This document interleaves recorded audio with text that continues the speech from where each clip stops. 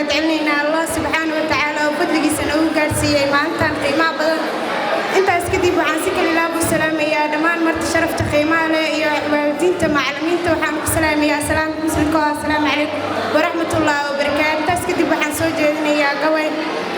qalin jabintaan qiimaha leh qaran baan ku faanaya qorax cusub baan noo bariyay kuusna waa dhamaatay qalinkeeni aqoontiyo qalbiyadu way heshiiyeen qof kastoo dadaal badan qiimihiisa waa helay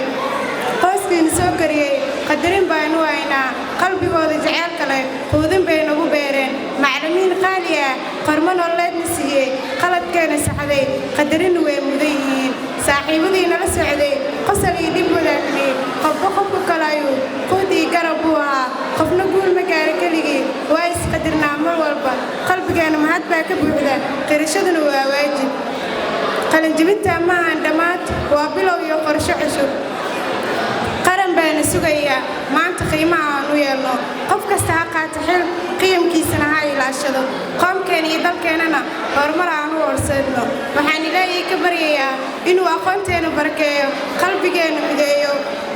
qadarkeenana wanaag u hago ugu dambeyn waxaan leeyahay hambalyo ardayda kala jabisay hambalyo waalidiinta iyo macallimiinta iyo cid kastoo guusha ka qaybeeyay